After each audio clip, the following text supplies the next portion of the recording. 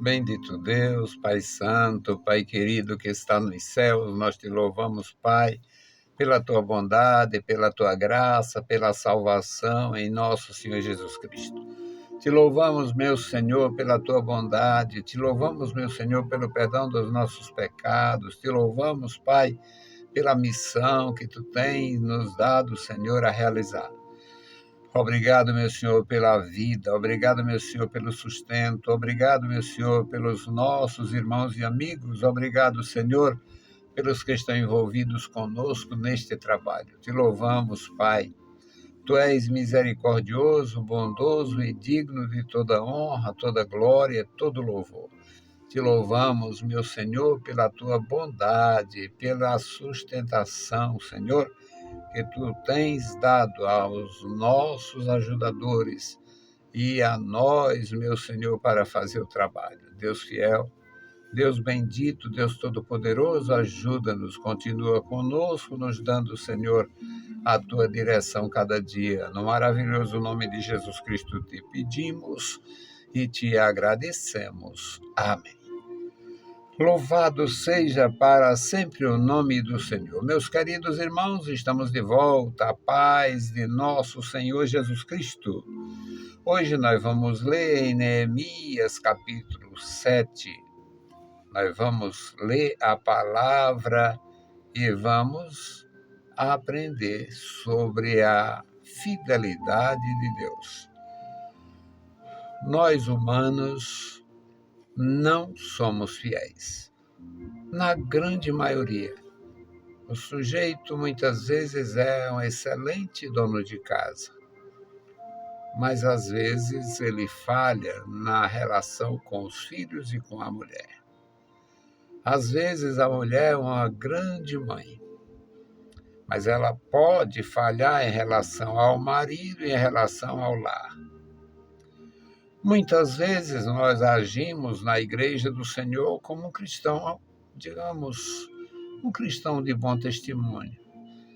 Mas, apesar de ninguém poder falar contra a gente, aquele testemunho, aparentemente um cristão perfeito, verdadeiro e tal, mas e cadê o serviço? Falhamos. Não somos fiéis.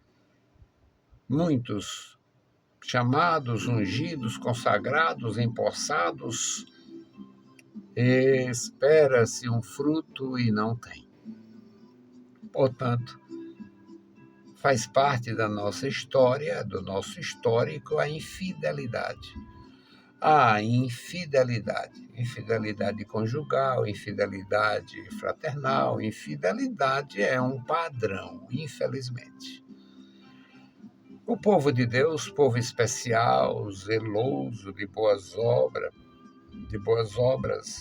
um povo que foi criado com a finalidade sacerdotal, por isso chamado de povo santo,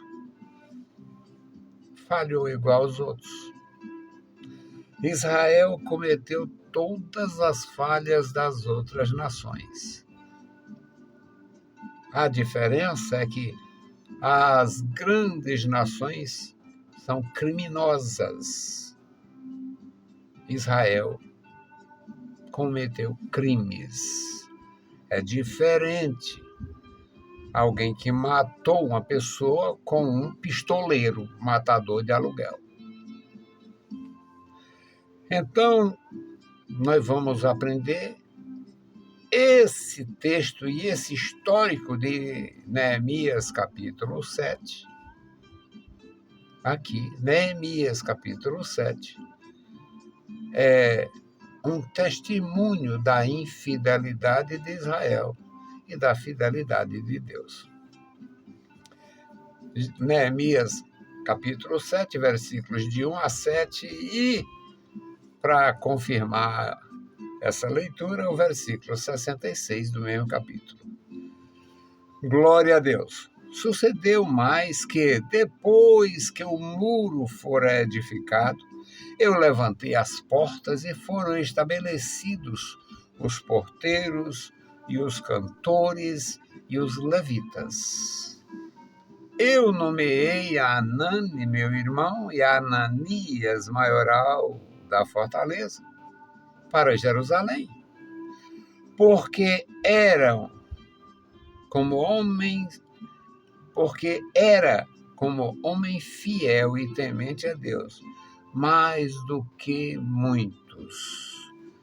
E disse-lhes: não se abram as portas de Jerusalém até que o sol aqueça. E enquanto assistirem ali, fechem as portas. E vós trancai-as e ponhais guardas dos moradores de Jerusalém, cada um na guarda da sua casa. E era a cidade larga de espaço e grande, porém pouca gente havia dentro dela. E ainda as casas não estavam edificadas. Então o meu Deus me pôs no coração que ajuntasse os nobres e os magistrados e o povo para registrar as genealogias.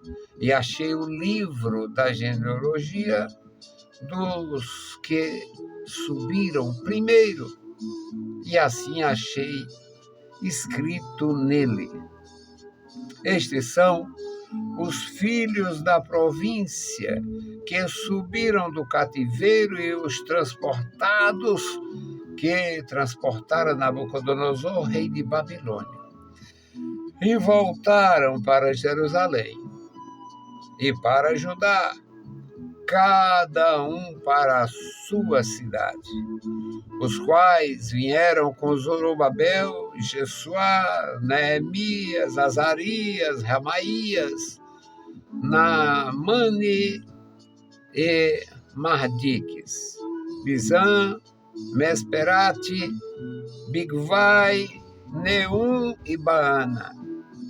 Este é o número dos homens do povo de Israel. Versículo 66. 66.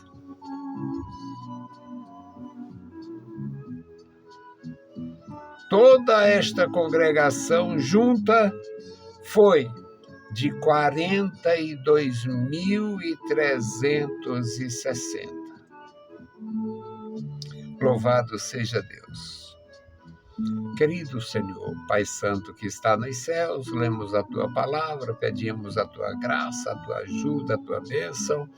Suplicamos a Ti, Senhor. Abençoa e guarda os nossos irmãos, os nossos ouvintes, os nossos ajudadores, que cada um receba, Senhor, das Tuas santas mãos a recompensa. Amado Pai, ouve a nossa petição. Em nome de Jesus Cristo nós Te pedimos. Amém. Louvado seja para sempre o nosso Senhor. Meus queridos irmãos, eu iniciei falando sobre infidelidade. Iniciei falando sobre as nossas infidelidades. O sujeito pode ser um excelente pai, um excelente marido, mas é infiel em algum aspecto.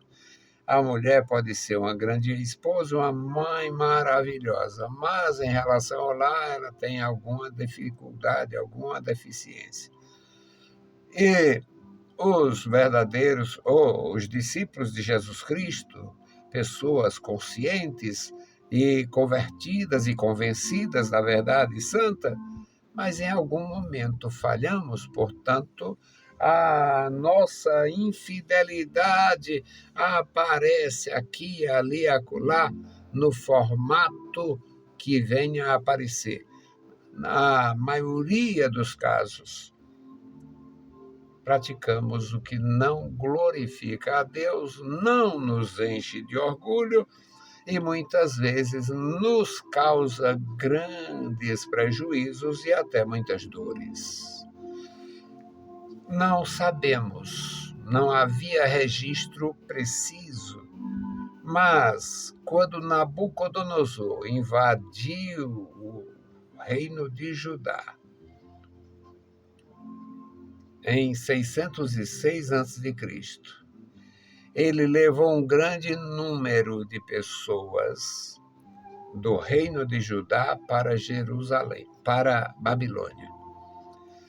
A primeira deportação. Não sabemos com precisão, mas eles levaram muita gente. Na segunda, e só a elite, ele levou só gente da alta sociedade da época, pessoas que tinham realmente como contribuir com o Império da Babilônia.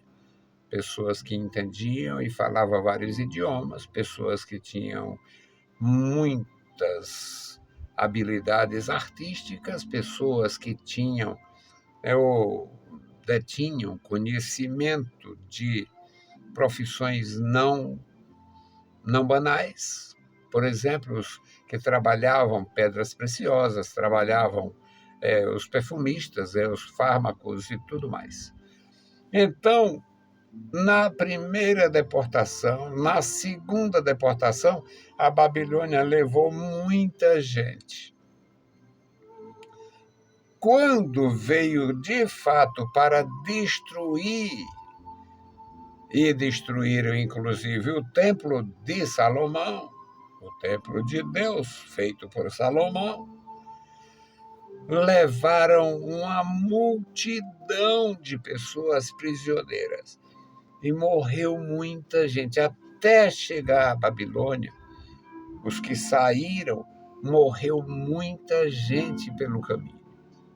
Para começar, a cidade estava num cerco de quase 3 anos. Não existia nem alimento, nem cuidados, muita gente estava absolutamente incapaz, impossibilitada de fazer a grande viagem para a Babilônia. Mesmo assim, foi levado porque era prisioneiro e foi morrendo. Quando chegou em Damasco, já tinha morrido um bocado, quando chegou, e foi morrendo. Não sabemos a quantidade de deportados, nem a quantidade de mortos, mas morreu muita gente. Eu estou querendo chegar no absurdo número que aqui mencionou o cronista. Toda a congregação que voltou, de todos os que foram levados, os que voltaram foram 42.360 pessoas. 42.360 pessoas. Comparando isso com o número da nação quando foi invadida e assolada, isso aqui era uma dízima. Era apenas um número representativo. Mas a fidelidade de Deus fez com que este número tão pequeno fosse ajuntado aos que haviam ficado permanentemente na terra, que o Nabucodonosor deixou, digamos, a parte pobre, a favela. Não existiam esses termos e nem as condições. Mas eles não tiveram nem o interesse em levar quem não podia oferecer resistência.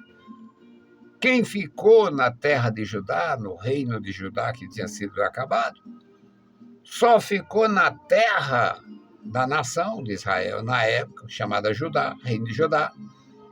Só ficou pessoas que não sabiam trabalhar a terra, pessoas que não sabiam trabalhar minérios, pessoas que não ofereciam resistência para se levantar por si só. Então, foi assim por causa da infidelidade. A infidelidade do reino de Israel Reino do Norte, tinha sido a causa da destruição no ano 722, quando o rei assírio destruiu o reino, a nação do reino dividido, a nação das 10 tribos. E agora a vez da Babilônia destruir o reino de Judá, das 2 tribos, Judá e Benjamim. Era a infidelidade. Mas eu quero frisar, e estou tentando me fazer compreender, é que mesmo com um número pequeno, toda a congregação junta foi de 42 mil pessoas, 42.360 pessoas. E com esta quantidade de pessoas houve a restauração da cidade, a restauração de tudo, a construção do novo templo, que foi adornado no tempo de Herodes,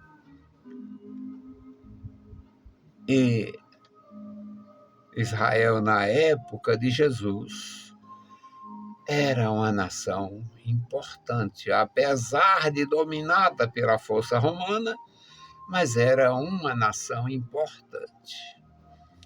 A fidelidade de Deus e a infidelidade do homem. Nesta leitura que nós fizemos, nós aprendemos a respeito disto. Sucedeu mais que depois que o muro fora edificado, isso é o Neemias contando o seu trabalho.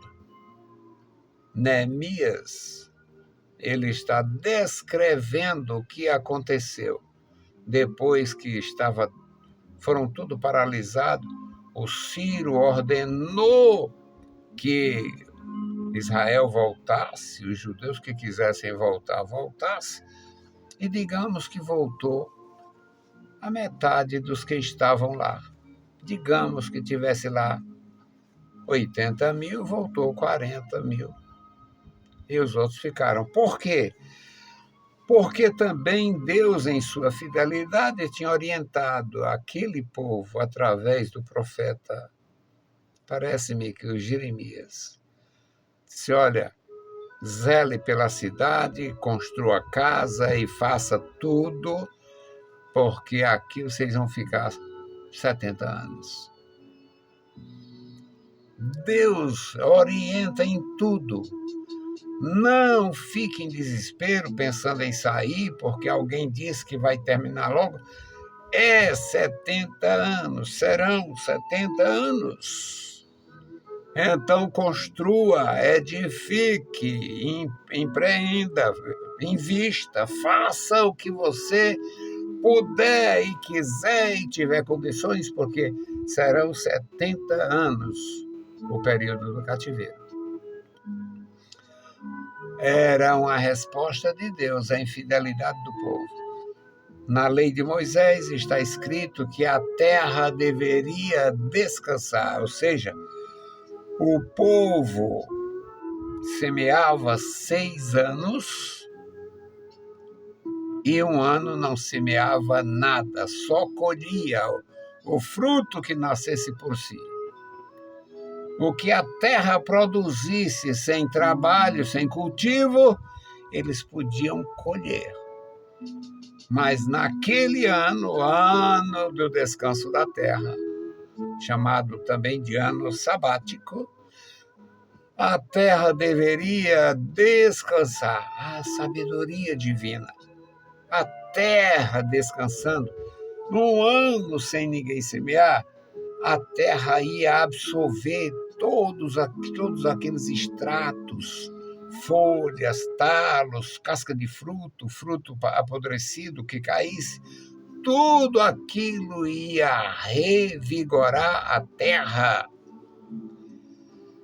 Era a orientação divina. Eles passaram mais de 400 anos sem observar o descanso da terra.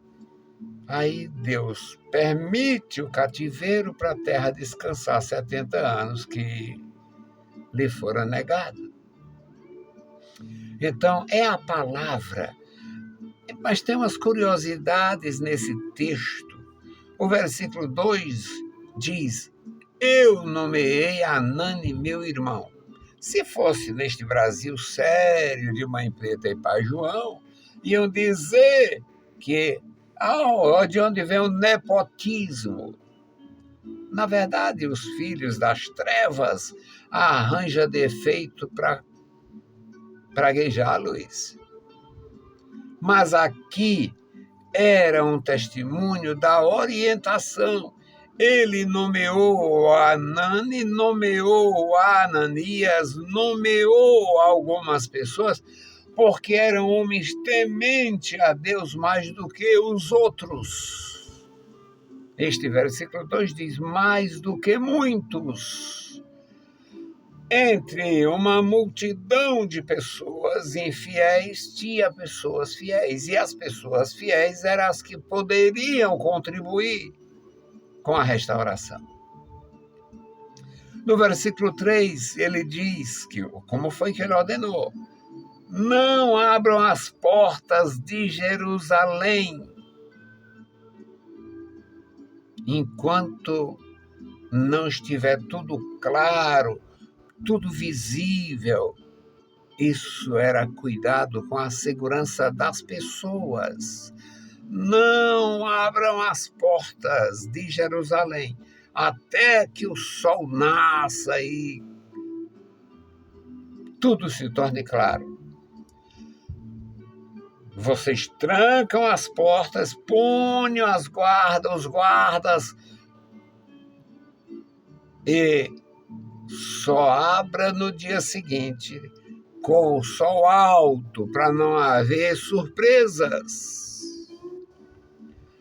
O versículo 4 diz que a cidade era larga, havia muito espaço, principalmente porque era a capital do reino, com um número pequeno de pessoas. Era a cidade larga de espaço e grande, porém com pouca gente morando dentro dela. As casas tinham sido destruídas na guerra. Muitas não foram destruídas no ataque, na guerra dos babilônios, mas tinha se passado 70 anos, muitas casas haviam sofrido tanto que estavam em ruína. Mesmo assim, mesmo eles construindo casas de pedra, casas bem feitas, mas eram 70 anos que tinha se passado. O versículo 5, ele diz: então, meu Deus, me pôs, testemunho pessoal, então, meu Deus, me pôs no coração que ajuntasse os nobres, que ajuntasse os magistrados e o povo para registrar as genealogias. Já que Deus nos concedeu, Deus nos chamou, Deus nos elegeu, então vamos trabalhar com segurança, vamos trabalhar com perícia, vamos fazer registros, conferir os registros, as genealogias e continuar. Aí achei o livro, isso é o Neemias dizendo, achei o livro da genealogia dos que subiram primeiro. Ele encontrou um registro dos primeiros transportados, no tempo de Daniel, Misael, Ananias e Azarias. Ele encontrou, achei o livro da genealogia dos que subiram primeiro. E assim achei escrito: estes são os filhos da província. Então, a descrição do cativeiro. Subiram do cativeiro os transportados que transportara Nabucodonosor. Ele encontrou o registro dos que foram levados e encontrou o registro dos que haviam voltado sob a permissão de Ciro. Eu acho maravilhoso aprender e ensinar. Que Deus abençoe meus irmãos de uma forma maravilhosa, para que haja consciência de que nem sempre fomos fiéis. Nem sempre somos fiéis, mas o nosso Deus permanece fiel. Vamos fazer a intercessão pelo memorial. Bendito Deus, Pai Santo e querido que estás nos céus, nós te louvamos. Obrigado pela vida, pela salvação, pelo teu amor, meu Senhor. Obrigado, ó Deus, pela tua graça revelada, manifestada e experimentada, Senhor. Obrigado pela tua mão estendida sobre nós e pelo poder de nosso Senhor Jesus Cristo, nos concedendo o seu Santo Espírito. Deus bondoso, Deus fiel, guarda a tua igreja, abençoa os teus filhos, abençoa, meu Senhor, os teus ministros, toma em tuas santas mãos cada filho da paz, cada servo teu, cada um, Senhor, que é instrumento em tuas santas mãos, que foi provado, chamado e aprovado para fazer a tua obra.